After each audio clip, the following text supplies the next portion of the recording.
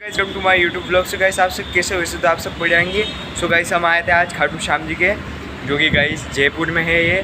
तो गाइस आज हम आपको इसका माहौल बताने वाले हैं। ये पुराने ज़माने का किला है, जो देख पा रहे हो। और गाइस ये आपको सामने दिख रहा है, ये 400 साल पुरानी पेंटिंग है। गाइस देखो आज भी किला कितना अच्छा लगता है, आगे जाके और आपको मैं बताता हूँ। तो गाइस देखो यहाँ का कितना अच्छा व्यू है, देखो कितना अच्छा नज़ारा है, बहुत ही बढ़िया जयपुर का जगह।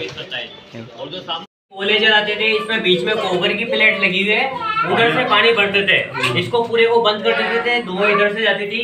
पानी हीट के कारण गर्म होता था, ठंडा पानी गर्म पानी कैसे यूज करते थे वो आपको अंदर दिखाता हूँ। रानी का माने का बाथटब, आओ देखो। ये रानी का body massage parlour changing room बोलते हैं, या फिर गार्ड के साथ बॉडी को मसाज लिया करती थी।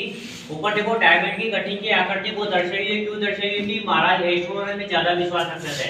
आपने सुना होगा दीवारों के कान होते हैं, दीवारें बातें। दादा